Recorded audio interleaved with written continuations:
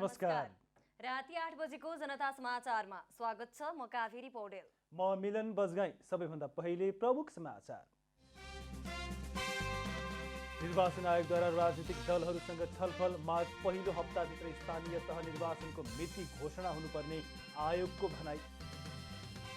सरकारले स्थानीय तहको निर्वाचन पन्छाउन खोजेको एमाले उपमहासचिव गेवालीको आरोप। ललिता निवास प्रकरणका दोषीहरूलाई उम्काउन खोजेको टिप्पणी।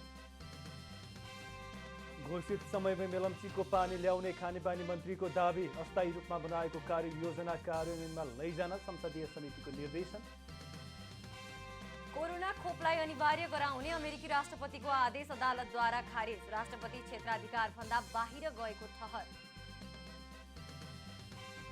र शहीद स्मारक ए डिभिजन लिग फुटबलमा विभागीय टोली एपीएफद्वारा हिमालयन शेर्पा 1-0 गोल अन्तरले पराजित।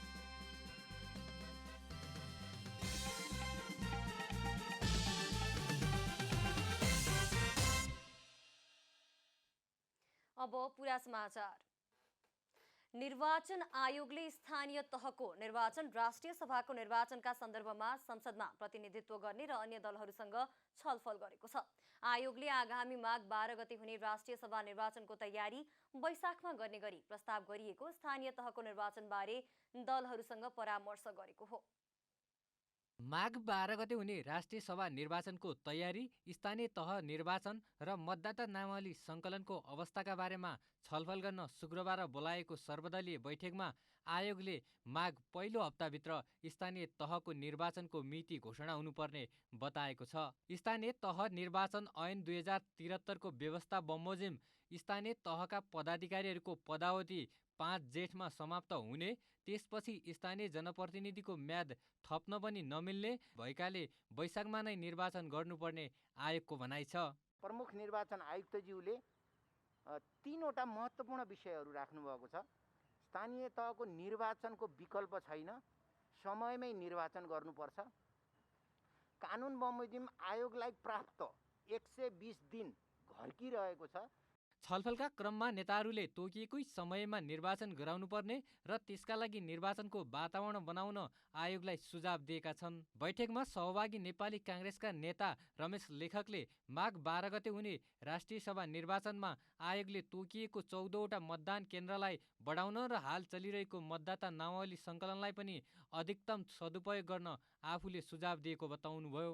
त्यो निर्वाचनको तयारीका सन्दर्भमा, त्यसको संवैधानिक व्यवस्थाका बारेमा, कानुनी व्यवस्थाका बारेमा पनि छलफलका निमित्त आफ्नो गृह कार्य प्रस्तुत गर्नुभयो र त्यसमा पनि राजनीतिक दलहरूले आफ्ना दृष्टिकोण राखे। मूलतः राष्ट्रिय सभाको निर्वाचन, त्यसपछि मतदाता नामावली सङ्कलन र आगामी दिनमा गर्नुपर्ने स्थानीय तहको निर्वाचनका बारेमा छलफल केन्द्रित रह्यो। बैठकमा सहभागी प्रमुख प्रतिपक्ष दल नेकपा एमालेका नेता विष्णु रिमालले वैशाखमा स्थानीय तहको निर्वाचन गराउन कुनै पनि कानुनले नरोक्ने भन्दै सरकारले निर्वाचनको मिति घोषणा गर्न ढिलाइ गरेको बताउनुभयो। निर्वाचन बाहेक स्थानीय तहमा कुनै विकल्प छैन। कुनै पनि पदाधिकारीको म्याद थप्न पनि पाइँदैन, उसले गर्ने काम अर्काले गर्न पनि पाउँदैन। त्यसो हुँदा एउटै मात्र विकल्प भनेको तोकिएको समयभित्र निर्वाचन गर्ने। तोकिएको समय भनेको आगामी 2079 सालको जेठको 5 गतेभन्दा अगाडि त्यहाँ चाहिँ पदबहाल गराउन सकिने गरी चाहिँ निर्वाचन गर्नुपर्छ भन्ने उसको आफ्नो पोजिसन राख्यो।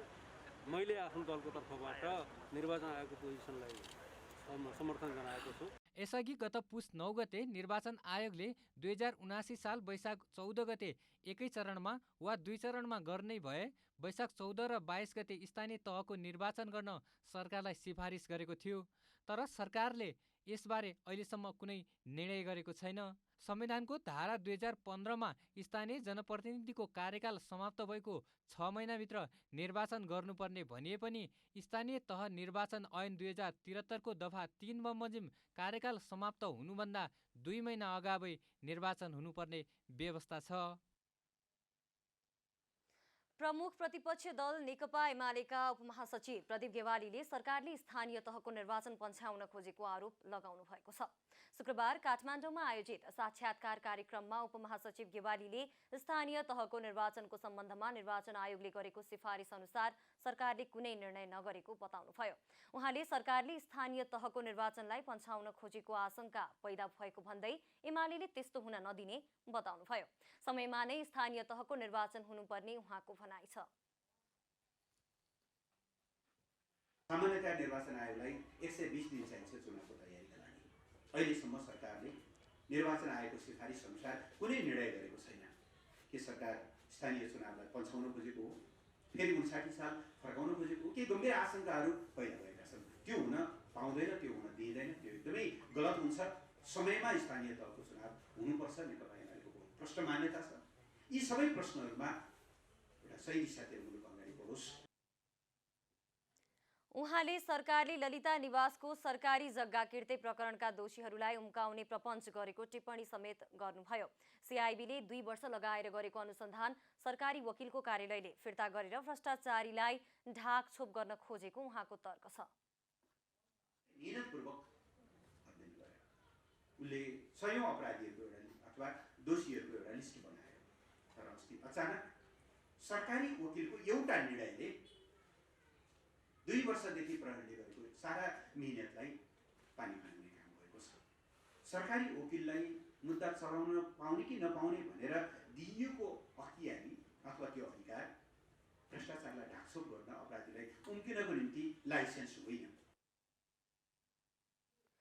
उपमहासचिव गेवालीले लिपुलेकमा भारतले सडक निर्माण गरिरहेको सम्बन्धमा सरकारले भारतीय पक्षसँग कुरा गर्नुपर्ने बताउनुभयो। नेपालको भूभागमा भारतले बल मिचाई गरेको विषयमा सरकार बोल्नुपर्ने उहाँको भनाइ छ। देशको सीमाको बारेमा बोल्न सक्दैन, सार्वभौमसत्ताको बारेमा बोल्न सक्दैन भने त्यो सरकार जस्तो रहँदैन। सरकारको वैधता त्यसै दिनबाट समाप्त हुन्छ। त्यसबाट हामी चाहन्छौँ सरकारले दृढतापूर्वक यो विषयमा भारतीय पक्षसँग कुरा गरोस्। त्यो नेपालको भूभाग हो, त्यहाँ एकतर्फी ढङ्गले कुनै पनि संरचना गराउनु मिल्दैन। भारतले यो ढङ्गको बल मिसाई गर्नु पनि हुँदैन।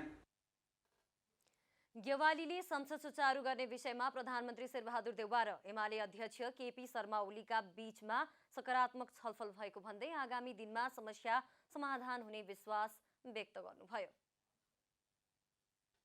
खानेपानी मन्त्री उमाकान्त चौधरीले सरकारले घोषणा गरेकै समयमा मेलम्चीको खानेपानी काठमाडौँ ल्याउने बताउनु भएको छ। मन्त्री चौधरीले नागरिकले शुद्ध खानेपानीबाट वञ्चित हुन नपरोस् भन्ने कुरा कागजमा मात्र नभई कार्यान्वयन गरेर देखाउने दाबी समेत गर्नुभएको छ।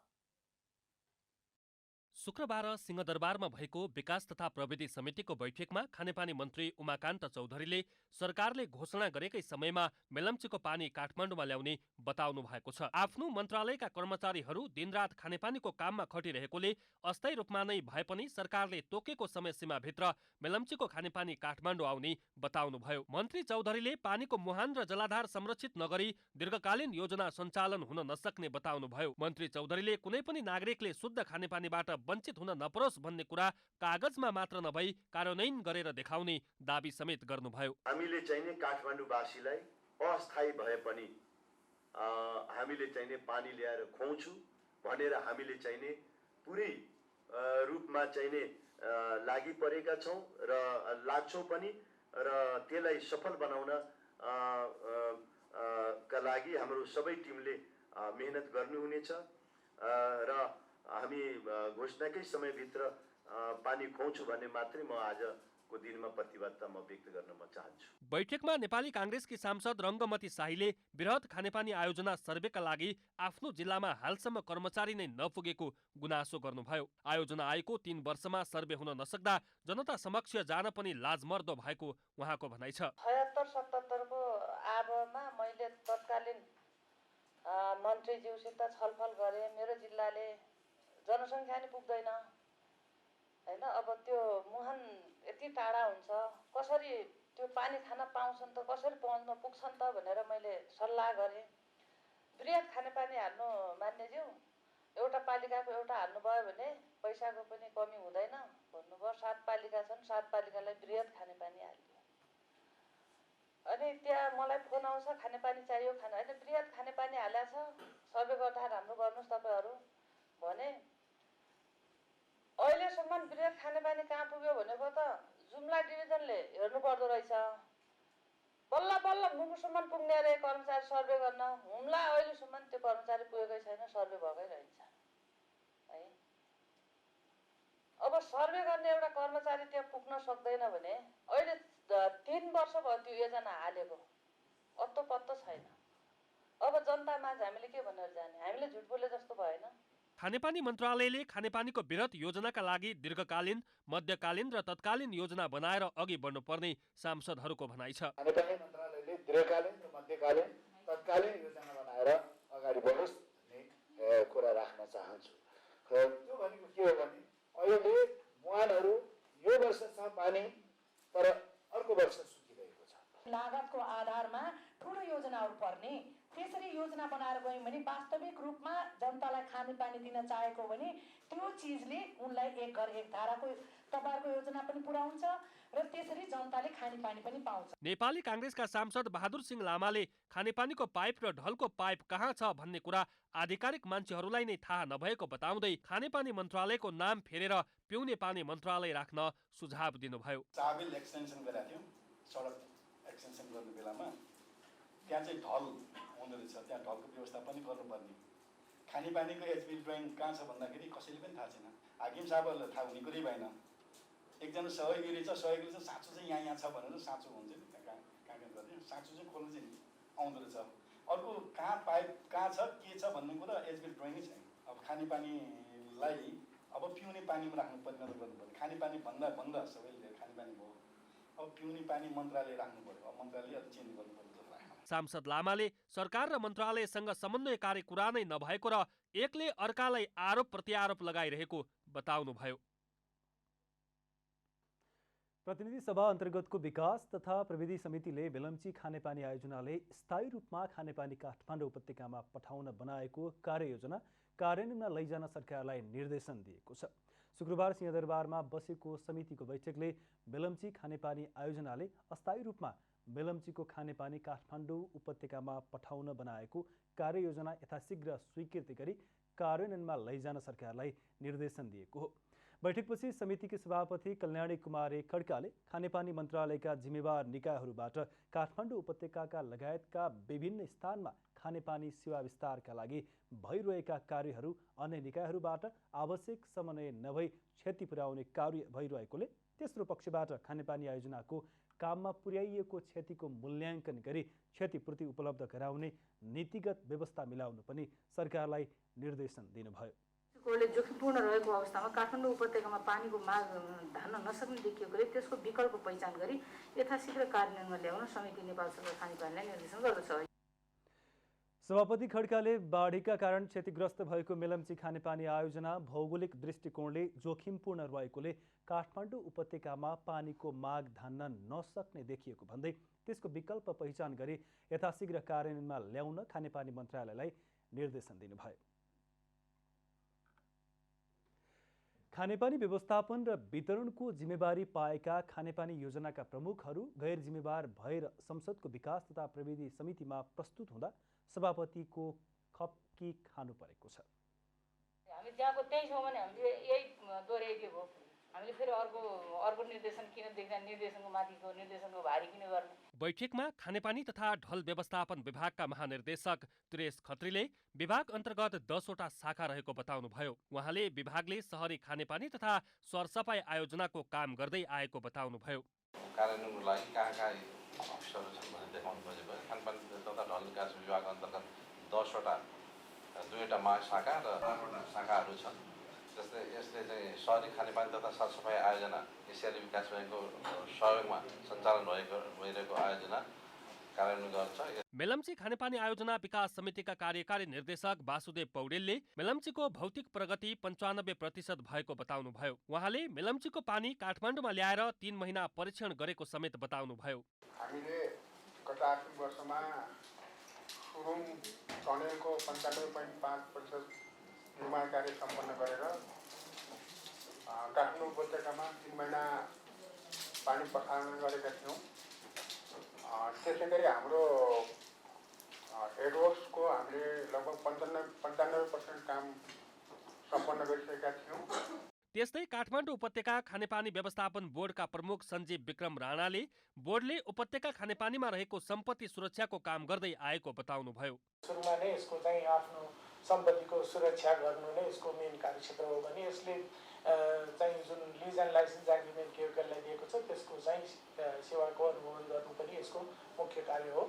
त्यस्तै काठमाडौँ उपत्यका खानेपानी लिमिटेडका प्रमुख मिलन साकेले पछिल्लो समय उपभोक्ताको माग अनुसार सबै जानकारी सामाजिक सञ्जाल मार्फत दिने गरेको बताउनुभयो। आइटीको जमाना भएको हुनाले ग्राहक सेवामा हामीले आइटीलाई प्रयोग गरेर छिटोभन्दा छिटो गुनासोहरू सङ्कलन गरेर छिटोभन्दा छिटो फिडब्याक पनि उहाँलाई दिने र हरेक शाखा कार्यालयबाट फेसबुकहरू र एकदम लेटेस्ट सूचनाहरू हामीले फेसबुकमै राख्ने गर्छौँ। मानिलिउँ अब बानेश्वर शाखामा पानी सप्लाईको सेड्युल हामी चेन्ज गर्दैछौँ भने त्यो सेड्युलै हामीले त्यो फेसबुकमा राखिदिन्छौँ। पानीमा केही अवरुद्ध हुँदैछ भने त्यो अवरुद्ध यो समयसम्म हुन्छ भने त्यहाँ फेसबुकमा राखिदिन्छौँ। बैठकमा विकास तथा प्रविधि समिति सभापति कल्याणी खड्काले यस अगाडि नै प्रस्तुत भएको विषय प्रस्तुत भएको भन्दै असन्तुष्टि समेत जनाउनुभयो। भूमि व्यवस्था सहकारी तथा गरिबी निवारण मन्त्री शशि श्रेष्ठले साझा प्रकाशनलाई अन्य निकायबाट सहयोग पाउने अपेक्षा नराख्न चेतावनी दिनुभएको छ। आफ्नै छापाखाना देशभर फैलिरहेको बिक्री कक्ष अनुभवी कर्मचारी हुँदाहुँदै पनि साझा प्रकाशन कमजोर हुँदै गएकोमा आपत्ति जनाउँदै मन्त्री श्रेष्ठले अन्य निकायबाट सहयोग पाउने अपेक्षा नराख्न सञ्चालक समितिलाई चेतावनी दिनुभएको हो। शुक्रबार ललितपुरको पुल्चोक स्थित साझा प्रकाशनको भवनमा आयोजित साधारण सभामा बोल्दै उहाँले साझा प्रकाशनलाई सफलतातर्फ डोहोर्याउन सकिने तर त्यसका लागि त्यहाँको सञ्चालक समिति र कर्मचारी इमान्दार तथा मेहनती हुनुपर्ने स्पष्ट पार्नुभयो। आफ्नै छापाखाना देशभर फैलिएका बिक्री कक्षहरू तथा अनुभवी कर्मचारीहरूको उपस्थितिका बावजुद पनि बदलिदो परिवेशमा प्रतिस्पर्धा तथा कुशल व्यवस्थापनमा ध्यान जान नसक्नु विडम्बनापूर्ण छ। यो अवस्था कसरी सिर्जना भयो? यसको कारक तत्त्व के हो? यस्तो अवस्था आउनमा प्रमुख जिम्मेवार को हो? यसको पनि लेखाजोखा हुन जरुरी छ भन्ने मलाई लाग्दछ। मन्त्री श्रेष्ठले साझा प्रकाशन कमजोर हुनुको कारणबारे खोजी गरेर मात्रै त्यसको सफलताका लागि अघि बढ्न सकिने धारणा पनि राख्नुभयो। उहाँले आफू साझा प्रकाशनको उन्नतिका लागि आवश्यक साथ र सहयोग गर्न प्रतिबद्ध रहेको पनि बताउनुभयो। तेस्रो लहरको सुरुवातमै काठमाडौँ सहित देशभरका स्वास्थ्य संस्थामा कार्यरत स्वास्थ्यकर्मी र कर्मचारीहरूमा कोरोना संक्रमण देखिएको छ। तीव्र गतिमा फैलिरहेको संक्रमण नियन्त्रणको प्रभावकारी पहल नभए उपचार प्रणाली नै प्रभावित हुने जोखिम पनि छ। कोरोना भाइरसको तेस्रो लहरले आम मानिसमा डर र त्रास फैलिएको छ। ओमिक्रोनको नयाँ भेरिएन्टको संक्रमण र यसको फैलावटले मानिसहरूमा डर पैदा गरेको छ। स्वास्थ्य मन्त्रालयका अनुसार सरकारसँग करिब 1 करोड डोज कोरोना विरुद्धको खोप बाँकी छ। तर खोपको सुलभ र व्यवस्थित वितरण नहुँदा संक्रमणको जोखिम झन बढेको देखिन्छ। सरकारले सार्वजनिक स्थानमा 25 जना भन्दा धेरै भेला नहुन सबैमा आग्रह गरेको छ। तर खोप लगाइएका विभिन्न स्थानहरूमा सर्वसाधारणहरूको ठेलमठेल छ। बिहानैदेखि लाइनमा बसेर पनि नागरिकहरूले खोप लगाउन नपाएको पीडा पनि उत्तिकै छ।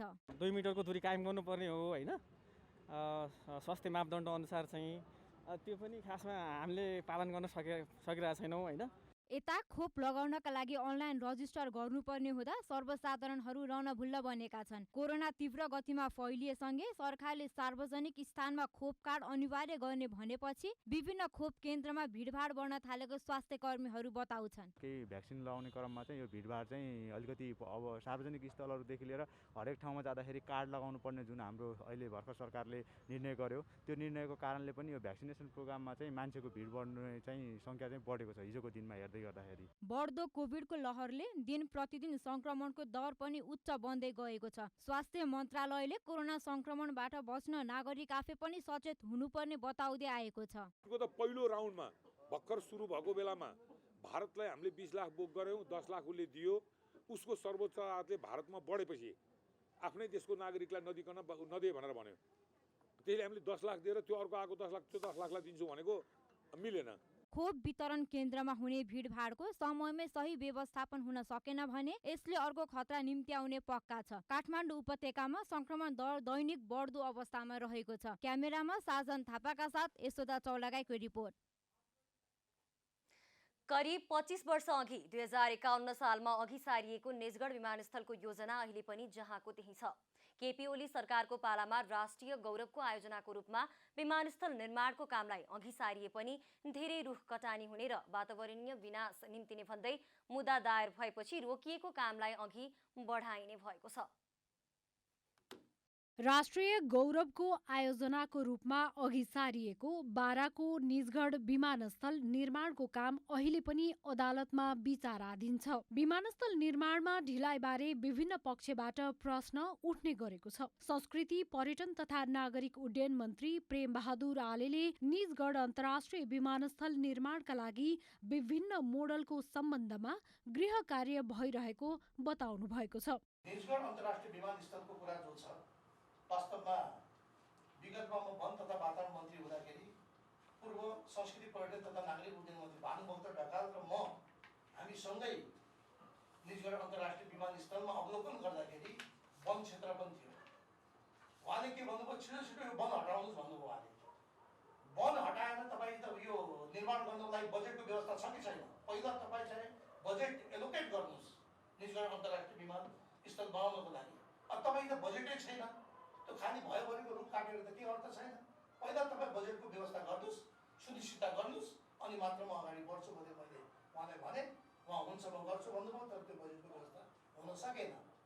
यो डिपिआर र आरएफई हुनासाथ हामी यसलाई तुरन्त अगाडि बढाउँछौँ। विमानस्थल निर्माणको टुङ्गो नलागी हचुवाको भरमा 100औं वर्ष पुराना सालका लाखौं रुख काट्दा वातावरणीय विनाश निम्तने भन्दै वातावरण तथा नागरिक अभियन्ताहरूले यसको विरुद्धमा अदालतमा रिट हालेका थिए। विमानस्थल बनाउने भनिएको 1900 हेक्टर अन्तर्गत 2वटा ब्लकमा रुखको गणना समेत भइसकेको छ। गणना अनुसार 2वटा ब्लकमा मात्र 57,350वटा रुख छन्। कुनै पनि आयोजना निर्माण गरिरहँदा वातावरणलाई विशेष ध्यान दिन पर्ने सरोकारवालाहरूको भनाइ छ। त्यसलाई वातावरणलाई पनि असर नपरोस्, त्यहाँका स्थानीय जनता पनि त्यसबाट पीडित हुन नपरोस् हैन। अब फेरि कहिलेकाहीँ विमानस्थल बनाउने नाममा त्यहाँ वरिपरि बस्ने बासिन्दाहरू पीडित भयो भने अर्को समस्याहरू क्रिएट हुन्छ। त्यहाँका मान्छे खुसी छन्, त्यहाँका जनताको आवश्यकता पूर्ति हुन्छ भने कम क्षतिबाट धेरै क्षति हुने हैन, कम क्षतिबाटै विमानस्थल बन्छ भने त्यो कुरालाई वन मन्त्रालयले नेतृत्व लिएर अगाडि बढाउनुपर्छ। संसारमा जुनसुकै विकास परियोजनाले धेर थोर वन, बस्ती, वन्यजन्तु, बालीयोग्य जमिन र वातावरणमा असर पुर्याउने नै भएकाले प्राकृतिक स्रोतको उपभोग बिना विकास निर्माण सम्भव नभएको पनि बताउन थालिएको छ। गर्दाखेरि त्यसलाई सुदृढीकरण, खालि अरूलाई दोष लगाएर मात्र होइन, एउटा सुदृढीकरण गरेर सबैसँग मिलेर काम गर्न सक्ने बाटोमा होस्। त्रिभुवन विमानस्थलमा हुने विमान ट्राफिक जामलाई कम गर्न विकल्पको रूपमा अघि सारिएको निजगढ अन्तर्राष्ट्रिय विमानस्थल निर्माणमा पर्यटन मन्त्रीले देखाउनु भएको चासो सराहनीय छ। दलीय स्वार्थको दलदलमा कुनै पनि आयोजनालाई बन्धक बनाउनु अन्ततः मुलुकलाई नै अघि बढ्न नदिनु हो। त्यसैले बाधक बन्नुभन्दा गाँठो फुकाउन सबैले सहयोग गर्नुपर्ने देखिन्छ। क्यामेरामा शैलेन्द्र गोविन्द अमात्यका साथमा रूपा घिमिरे, काठमाडौँ। झापाको कचन कवलको पाठामारीमा भारतीय सीमा सुरक्षा बलले सीमा स्तम्भ सारेपछि स्थानीय आक्रोशित भएका छन्। नेपाली जमिनको लालपूर्जा भए पनि त्यही जमिनमा रहेको सीमा स्तम्भ भारतीय पक्षले सारेपछि भारतीय सीमा सुरक्षा बलले जग्गा जोतभोग नगर्नु भनी हप्काउने गरेको स्थानीयको दुखेसो छ। पहिलाको सिमाना जङ्गे पिलर छ, अहिले पनि छँदैछ क्या। त्यहाँ जुन पुरानो नक्सामा हुँदा बाकायदा यो जग्गा इन्डियामा पर्ने छैन। अहिले यो जुन साबिक अहिलेको नक्सा छ नि, नयाँ नक्सा, उसमा पर्छ क्या। पुरानो जङ्गे पिलर यहाँ छ, त्यो भन् पहिलाको अहिले पनि उसमा तपाईँको हेराइरहेको छ, उतैबाट जान्छ, यहाँ आउँदैन। पुर्खौँदेखि भोगचलन गरी ल्याएको जमिनमा अहिले नेपाल भारत सिमाना भएकाले त्यो जमिन खाली गराउन भन्दै दैनिक जसो जमिन खाली गर्न धम्क्याउन थालेपछि स्थानीयमा कसरी जीवन चलाउने समस्या परेको छ। बाउबाजेको पालादेखि जग्गा जोतभोग गराएको, अहिले एसएसपीले यो खुट्टी गाडेर जान्छ, यो नरोप्नु भने यति छोडिदिनु भनेर। अब 10 कट्ठा 5 कट्ठा भएको जग्गामा आधी जग्गा गइसक्यो भने इन्डियामा हामी के गरी खानु? यो सरकारले किन यस्तो ध्यान नदिएको? 5 वर्ष अघि सीमा स्तम्भ सारेर आफ्नो खेतमा ल्याएपछि 2 कट्ठादेखि 10 कट्ठासम्म आफ्नो जग्गा गुमेको उनीहरूको भनाइ छ। स्थानीय र संघीय सरकारले आफ्नो भूमि फिर्ता लिनेतर्फ कुनै चासो नदेखाएकाले आफूहरू अभिभावक विहीन हुनु परेको स्थानीयको गुनासो छ।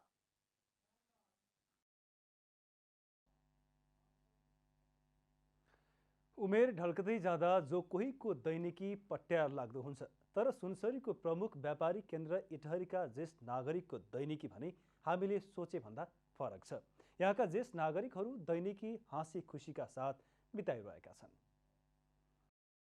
सुनसरीको इटहरी उपमहानगरको कार्यालय परिसरमा रहेको मेची महाकाली पोखरीको किनारमा एउटा ठूलो चौतारी छ। त्यहाँ बिहानको 10 बज्नै लाग्दा मानिसहरूको बाक्लो उपस्थिति देखिन्छ। झट्ट हेर्दा उनीहरू उपमहानगरको सेवाग्राही होलान् भन्ने लाग्छ, तर उनीहरू सेवाग्राही नभएर इटहरी र आसपासका पालिकाबाट आउने वृद्ध वृद्धाहरू हुन्। सोही कारण यस चौतारीलाई ज्येष्ठ नागरिक चौतारी भनिन्छ, जहाँ दैनिक 60 देखि 200 जनासम्म ज्येष्ठ नागरिकहरू जम्मा हुन्छन् र दिनभर भजन गीत तथा पुराण भन्छन् र सुन्छन्। 95-98 वर्षसम्मका बुबाहरू हुनुहुन्छ, उहाँहरूका मिठा मिठा कुरा सुनेर यहाँ बस्छौँ। एकजना पण्डितजीले यहाँ पुराण पनि भन्नुहुन्छ, त्यो पुराण पनि सुन्छौँ।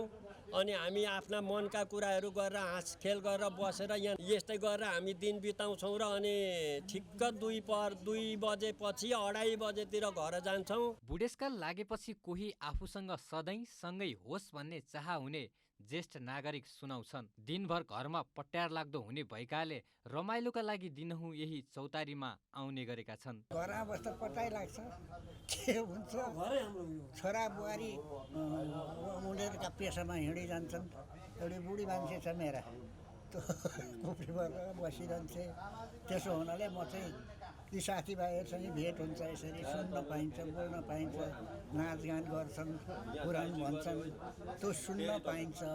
त्यसका लागि म यहाँ आएको। तत्कालीन इटहरी नगरपालिकाले व्यवस्थित भवन निर्माण गरिदिएको थियो। त्यो सँगै त्यहाँ 2वटा चौतारीलाई पनि व्यवस्थापन गरिदिएको छ। सोही वर्ष ज्येष्ठ नागरिक समाज इटहरी नामक संस्था नै खोलेर वृद्ध वृद्धाहरूले यो चौतारीलाई सबैको साझा थलो बनाउन प्रयास सुरु गरेका थिए। सोही कारण अहिले यहाँ इटहरीबाट मात्र नभएर सुन्दर हरैचा नगरपालिकाबाट पनि ज्येष्ठ नागरिकहरू आउने गरेका छन्। हामी गएर मेयरसित किन चिया खाने भन्ने सबैलाई हल्ला छ। सबैको 2000-3000ले हाम्रो चिया कसरी पुग्छ भन्दा 10,000 अछिन्न दिने गरी भनेर उहाँले चुप लाएर अहिले 10,000 चियाको पैसा पुग्दैन। मासिक 10,000 हामीलाई दिने गरेको छ। नगरपालिकाबाट हामीलाई सहयोग छ। ज्येष्ठ नागरिक चौतारी बनेपछि वृद्ध वृद्धाहरूको सुख दुःख साँटासाँट गर्ने थलो बनेको छ। यसले गर्दा मनभित्रका बह पोख्ने एउटा सुन्दर ठाउँ बनेको छ। सुनसरीबाट विनोद आचार्यको रिपोर्ट। उद्योग वाणिज्य तथा आपूर्ति मन्त्रालयका सचिव अर्जुन प्रसाद पोखरेलले सरकारले बौद्धिक सम्पत्ति संरक्षणको लागि नयाँ कानुन बनाइरहेको बताउनु भएको छ। बौद्धिक सम्पत्ति संरक्षण समाज नेपालको 9औं वार्षिक साधारण सभामा बोल्दै सचिव पोखरेलले सरकारले बौद्धिक सम्पत्ति संरक्षणको लागि नयाँ कानुन बनाइरहेको बताउनु भएको। उहाँले सरकारले बौद्धिक सम्पत्ति संरक्षणको लागि नीतिमा समावेश नभएका कुरा कानुनमा समावेश भएर आउने बताउनु भयो।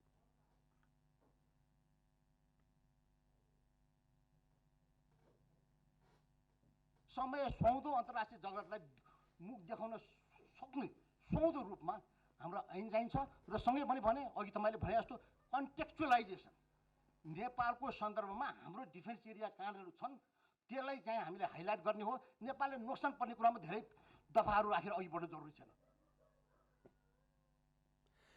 त्यस्तै पूर्व प्रधान न्यायाधीश कल्याण श्रेष्ठले मुलुकको अर्थतन्त्र इस्कुस गिट्टी र बालुवा बेचेर चलाउँछु भन्नेले बौद्धिक सम्पत्तिको संरक्षण गर्न नसक्ने बताउनुभयो। उहाँले बौद्धिक सम्पत्तिलाई हेला नभएर संरक्षण गर्नुपर्ने आवश्यकता रहेको बताउनुभयो। कुनै चिजको ट्रेड हुँदैन भनेपछि त्यसको भ्यालु नै हुँदैन। भ्यालु छैन भने त्यसको प्रपर्टी के? त्यसलाई प्रपर्टी भन्ने भने चाहिँ मेरो आँखाको ट्रेड हुँदैन, मेरो प्रपर्टी के? यो त कस्तो भइदियो भन्दाखेरि नन ट्रेड रिलेटेड प्रपर्टी भने जस्तो हो। मेरा 2टा छोरा छन्, मेरो सम्पत्ति 2टा छोरा हो, त्यो चाहिँ हो मतलब नन ट्रेड रिलेटेड प्रपर्टी। त्यस्ताको प्रोटेक्सन पनि हुन्छ। मतलब त्यस्तो टर्म चाहिँ हामीहरूको ऐनमा त्यस्ता उटपटाङ कुरा चाहिँ राखिया चाहिँ छ। चाहिने कुरा चाहिँ अहिलेको हामीहरूको इन्डस्ट्रियल पोलिसीमा त्यो चाहिँ म देख्दिनँ। त्यस्तै अर्थविद डाक्टर पोषराज पाण्डेले व्यापार तथा वस्तुको सर्भिसमा भित्रिएको नयाँ प्रविधि नेपालको व्यापार नीतिमा आउन नसकेको बताउनुभयो। उहाँले पछिल्लो समय विश्वमा व्यापार आधुनिक मोडेलमा गएको बताउनुभयो। अहिले विभिन्न वस्तुको सर्भिसमा आमूल परिवर्तन भएको भन्दै उहाँले नेपालको व्यापार नीतिमा त्यो प्रविधिलाई नीतिमा समावेश गर्न नसकेको बताउनुभयो।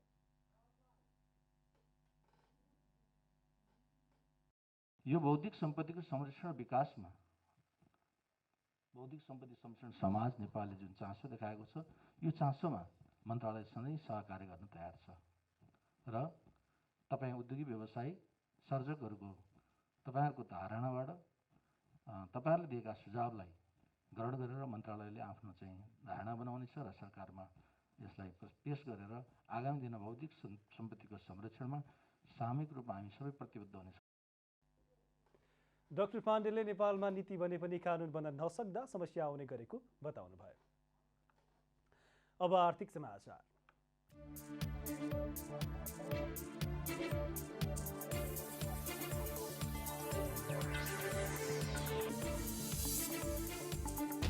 भूमि व्यवस्था सहकारी तथा गरिबी निवारण मन्त्री शशि श्रेष्ठले सहकारीहरू आफ्ना सदस्यहरूप्रति उत्तरदायी बन्नुपर्नेमा जोड दिनुभएको छ। काठमाडौँमा राष्ट्रिय सहकारी बैंक लिमिटेडको 18औं वार्षिक साधारण सभा एकाइ प्रतिनिधिहरूको सभामा मन्त्री श्रेष्ठले समुदायतर्फ सदैव जिम्मेवार बनेर आम मानिसको भरोसा बढाउनु सहकारीको दायित्व भएको बताउनुभयो। मन्त्री श्रेष्ठले सहकारीको भावनामा सञ्चालन हुने निकाय सहकारीमा सबैभन्दा बढी ब्याज लिने गरेको भन्ने जनगुनासो आइरहेकाले यसलाई तत्काल निकास दिन आवश्यक रहेकोमा जोड दिनुभयो। सहकारीप्रति चाहिँ जुन उठेका यी नकारात्मक धारणाहरू छन्, यो नकारात्मक धारणा त्यसमाथि पनि एकाध चाहिँ सहकारी संस्थाबाट भएका चाहिँ गलत क्रियाकलापले गर्दाखेरि सहकारी संस्थाप्रति नै एउटा उदासीनता हुने, जनताको भरोसाहरू उठ्दै जाने स्थिति सिर्जना भइसके पछाडि हामीले एउटा संविधानमा, मैले अघि नै पनि भने, संविधानमा व्यवस्था गरेको एउटा 3 खम्बे अर्थनीतिको एउटा महत्त्वपूर्ण खम्बाको रूपमा रहेको सहकारी क्षेत्रलाई स्थापित गर्न सक्दैन। उहाँले सहकारीको सिद्धान्त, उद्देश्य र मर्म अनुसार नचल्दा वित्तीय सुशासन कायम हुन नसकी सहकारी प्रति बचतकर्ताको विश्वासमा कमी आएको भन्दै संविधानले सहकारीलाई आर्थिक विकासको मेरुदण्डको रूपमा लिएको र आर्थिक विकास र समृद्धिका लागि सहकारीको भूमिका महत्त्वपूर्ण हुने बताउनुभयो। पर्यटन मन्त्री प्रेम आलेले कोरोना महामारीको समयमा भएको चार्टर्ड उडानमा भएको अनियमितताका सम्बन्धमा छानबिन समिति गठन गर्नुभएको छ। मन्त्रालयका अनुसार समितिको संयोजकमा मन्त्रालयका सहसचिव होम प्रसाद लुइटेल रहनु भएको छ। सदस्यमा 2 जना मन्त्रालयका उपसचिव टेक नारायण पौडेल र नागरिक उड्डयन प्राधिकरणका निमित्त महानिर्देशक प्रेमनाथ ठाकुर रहनु भएको छ। समितिलाई 10 दिनभित्र प्रतिवेदन पेश गर्न समेत समय दिइएको छ। बिग मर्जरमा जाने भनेका 2 ठूला बैंक हिमालयन बैंक र नेपाल इन्भेस्टमेन्ट बैंक लामो समयसम्म पनि विवाद टुङ्ग्याएर मर्जरमा जान नसकेपछि राष्ट्र बैंकले कारबाही गर्ने भएको छ। गत वैशाखमा मर्जरमा जाने सैद्धान्तिक समझदारी गरेका हिमालयन र इन्भेस्टमेन्ट बैंकको मर्जर 10 महिनापछि आएर भाँडिएको हो। राष्ट्र बैंकको कानुनी व्यवस्था अनुसार शुक्रबार साधारण सभाले पारित गरेको लाभांश हिमालयन बैंकका शेयर धनीले अब पाउने छैनन्।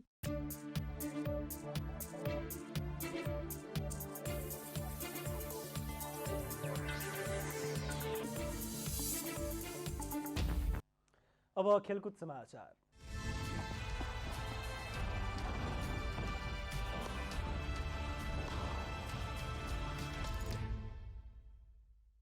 शहीद स्मारक ए डिभिजन लिग फुटबलमा विभागीय टोली एपीएफले जित निकालेको छ।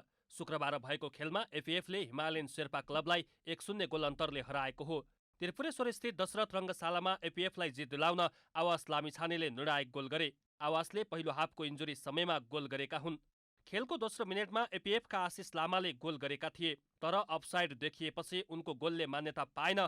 पहिलो हाफको इन्जुरी समयको दोस्रो मिनेटमा हिमालयनले बराबरीको मौका गुमायो। खेलको 63औं मिनेटमा हिमालयनका मिलन राईको कर्नरमा उलरिच सिबेको हेडर पोस्टको माथिबाट बाहिरिएको थियो। खेलको 71औं मिनेटमा एपीएफका युवराज खड्काको पेनाल्टी क्षेत्रभित्रबाट प्रहार हिमालयनका गोलकिपर किशोर गिरीले उत्कृष्ट बचाउ गरे। जितसँगै एपीएफले 9 खेलमा 10 अङ्क जोडेको छ। एपीएफ 10औं स्थानमा उक्लिएको छ। हिमालयनले 9 खेलमा 11 अङ्क जोडेको छ। हिमालयन 6औं स्थानमा रहेको छ। खेलको म्यान अफ दि म्याच एपीएफका नवीन लामा चुनिए। इमर्जिङ प्लेयर एपीएफका गोलकर्ता आवाज सुनिए।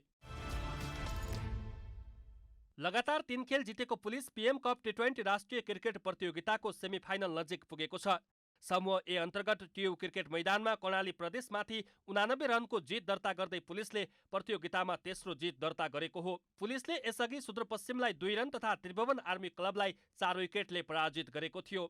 यता कर्णालीको यो 4 खेलमा तेस्रो पराजय हो। 3 खेलमा पराजय भोगेको कर्णालीको सेमिफाइनलको प्रवेश गर्ने सम्भावना टुङ्गिएको छ। यसअघि कर्णालीले आर्मी र सुदूरपश्चिम विरुद्ध पराजय भोगेको थियो भने प्रदेश नम्बर 1 माथि जित हात पारेको थियो। पुलिसले दिएको 245 रनको विशाल लक्ष्य पस्याउने क्रममा कर्णाली निर्धारित 20 ओभरमा 9 विकेट गुमाउँदै 155 रन मात्रै जोड्न सक्यो।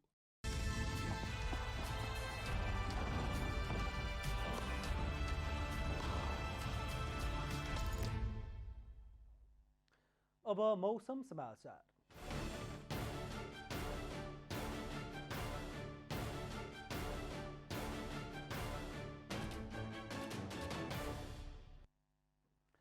आज प्रदेश 1 र प्रदेश 2 तथा सुदूरपश्चिम प्रदेशमा मौसम आंशिक बदली तथा देशका अन्य भूभागमा मौसम सामान्यतया सफा रह्यो। राति देशभर आंशिक बदली रहने जल तथा मौसम पूर्वानुमान महाशाखाले जनाएको छ। अब देशभरका विभिन्न स्थानका मौसम सम्बन्धी थप विवरण।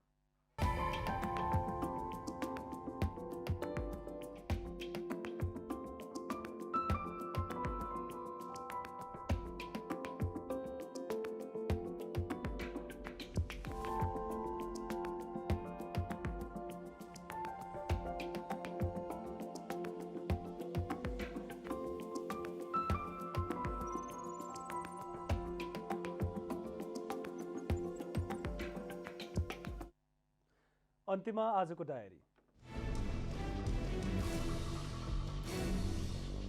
निर्वाचन आयोगले स्थानीय तहको निर्वाचन राष्ट्रिय सभाको निर्वाचनका सन्दर्भमा संसदमा प्रतिनिधित्व गर्ने र अन्य दलसँग छलफल गरेको छ। आयोगले आगामी माघ 12 गते हुने राष्ट्रिय सभा निर्वाचनको तयारी वैशाखमा गर्ने गरी प्रस्ताव गरिएको स्थानीय तहको निर्वाचनबारे दलहरूसँग परामर्श गरेको हो। माघ 12 गते हुने राष्ट्रिय सभा निर्वाचनको तयारी, स्थानीय तहको निर्वाचन र मतदाता नामावली संकलनको अवस्थाका बारेमा छलफल गर्न शुक्रबार बोलाइएको सर्वदलीय बैठकमा आयोगले माघको पहिलो हप्ताभित्र स्थानीय तहको निर्वाचनको मिति घोषणा हुनुपर्ने बताएको छ।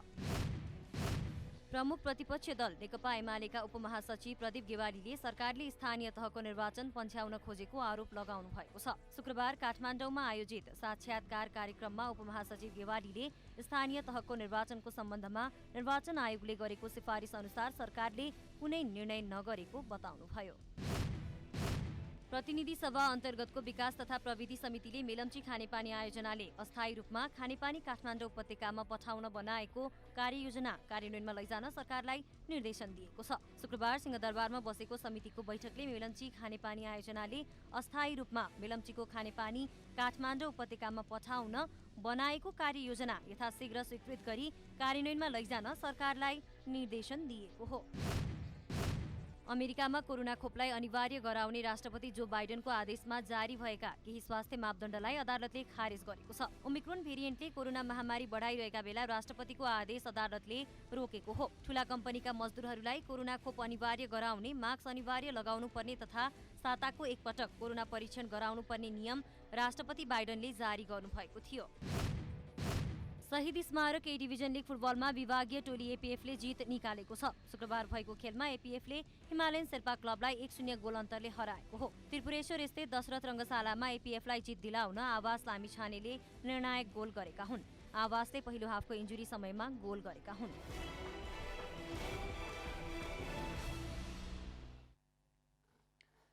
जनता समाचार यति नै। जनताद्वारा जनताका लागि प्रसारित जनता टेलिभिजन हेरिरहनुहोला। नमस्कार।